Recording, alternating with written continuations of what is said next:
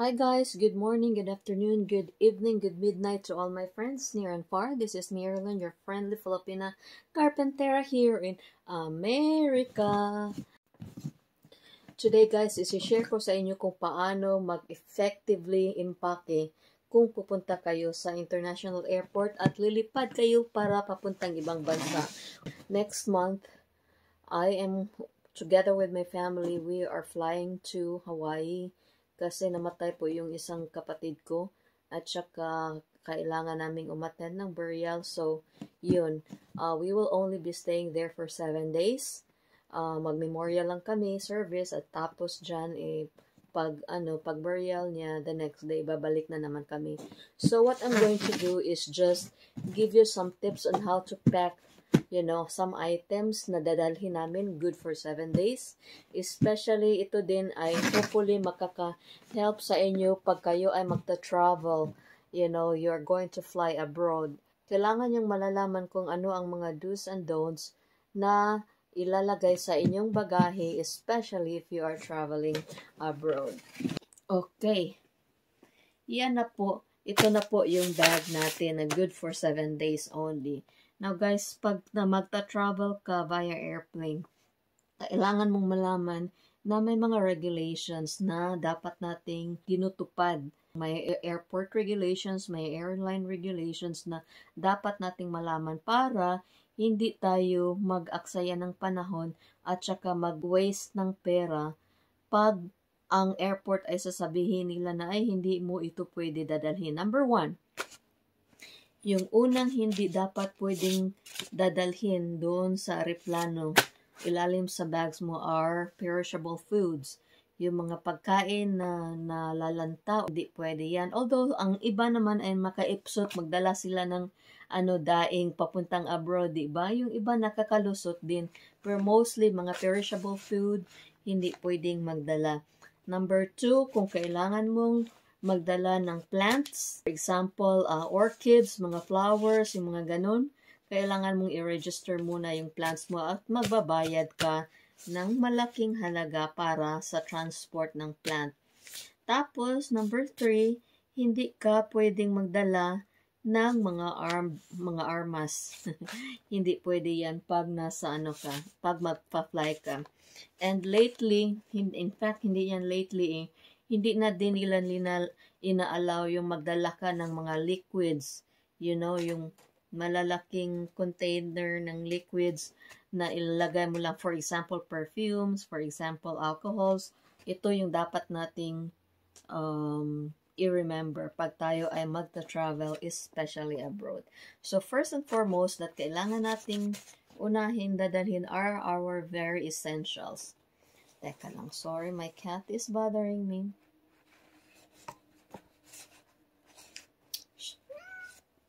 Okay, what are your essentials?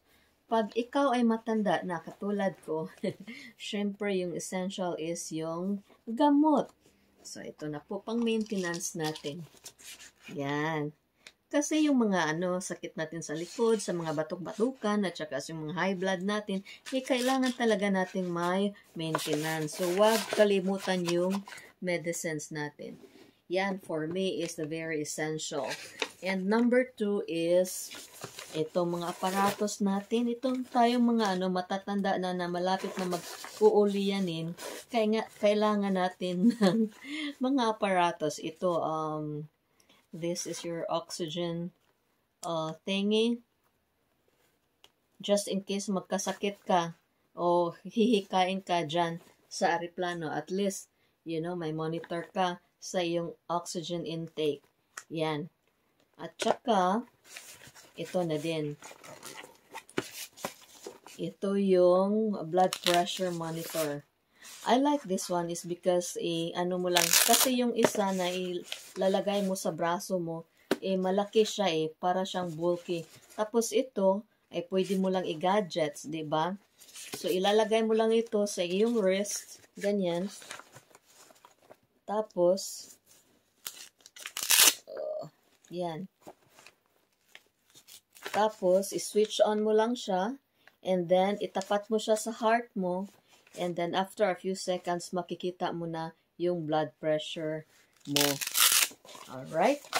So, kailangan to, baka magka-high blood ka sa sa aeroplano. So, kailangan mo ng monitor ng iyong blood pressure. Ito, kailangan ko pambilhan ng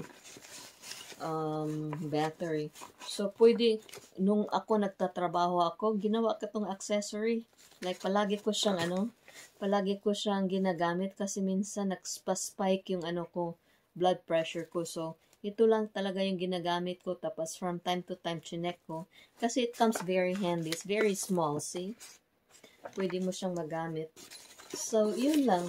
Yun yung pinaka-essential na mga gamit na kailangan kong dadalhin at dapat hindi kalimutan. Number 1 is my medicine. And number 2 is yung mga aparatos ko na kailangan para sa medical needs ko. Yan. Atin na itong isasara. Yan. And then, so, lagay natin yan. Remember, we are only packing stuffs good for 7 days. So, next for me, the very next essential for me is ito, yung Bible ko. You know, it is very, may plano pa ng bahay. Ito po yung yung kailangan ko every time I go somewhere. So, yun, kailangan ko talagang Bible. However, ito is medyo malaki, may kalakihan siya. Mayroon akong Bible na small lang, half the size. Siguro yun yung dadalhin ko kasi limited yung space ko. But anyway, for now, dyan ka lang muna. And then next is mga natin, underwears natin, di ba? So, kailangan yan. Kailangan nating i-fold at saka i-roll para makasave tayo sa space. So, kailangan, this is kind of like a military style of folding. I-roll mo yung yung mga gamit-gamit mo, clothes mo. Yan. Okay. So, mapapack tayo ng 7 underwears. Kasi 7 days tayo doon. Or you can make it even 8 or more. Yan.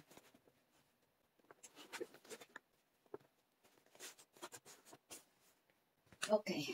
Another thing that we should remember is, hindi tayo pwedeng magdala ng mga liquid stuffs, guys, katulad ng perfume. Ito, pagdating sa x-ray nito, sasabihin ng guard sa customs na, ma'am, sorry, but you cannot bring a perfume or liquid of that amount. Kasi malaki siya na perfume. Eh, syempre, kailangan natin ng perfume, diba? So, hindi pwede na hindi tayo magdala ng perfume. Well, there are 2 remedies on that. Number 1 is, doon ka na lang sa airport bibili. Kasi may mga important stuffs na mabibili sa airport. One of those is perfume. So, makakabili ka ng perfume inside the terminal of the airport. Tapos, makakabili ka ng pagkain doon. So, no need na to bring like food from the outside. Doon ka na sa airport bibili. At saka, mga tubig, yung mga ganun, hindi ka pwedeng magdala ng tubig. Itatapon yan. So, number 2 remedy of that, aside from, buying your, essentials at the airport, ito, magdala ka ng kaunting, bottle. Ano lang siya, parang, I don't know if this is 10 ml. Oh my God. So, yan. Mayroon naman akong perfume na medyo kalakihan, kaya lang ito, hindi to pwede sa airport. Ito lang talaga, or smaller than this.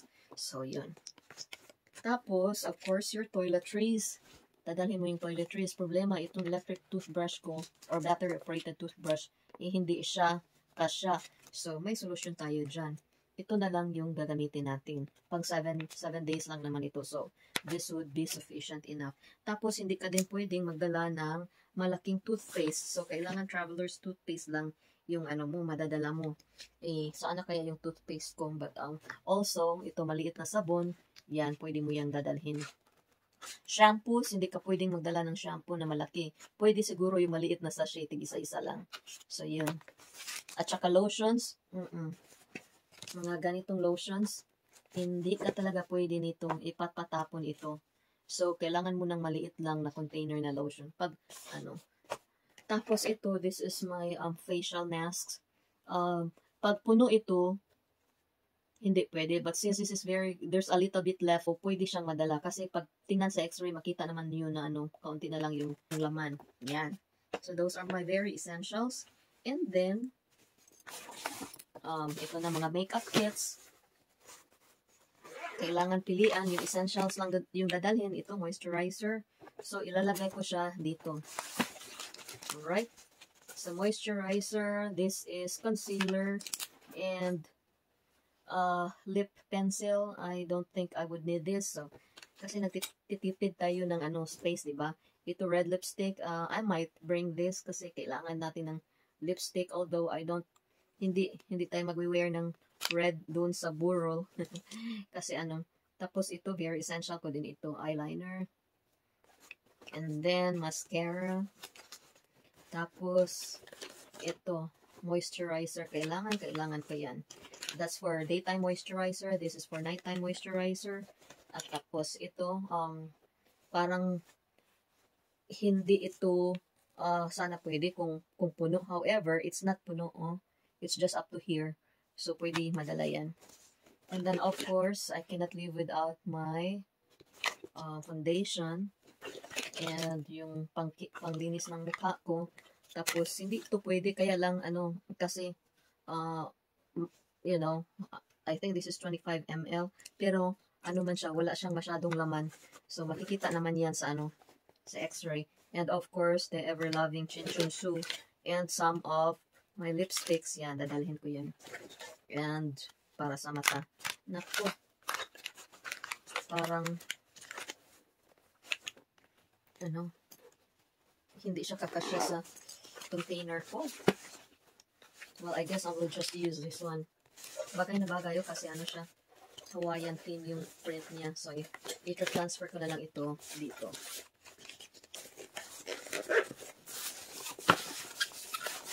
Okay. Naku. Yan, mga essentials pa lang. Malapit nang mapuno itong bag ko. So, we really have to wisely think of the things that are very important that we need to bring. Yung mga extra na hindi kailangan, wag na nating dalhin. Kasi, limited, maliit lang yung bag natin. And then, next stop is my jewelry box.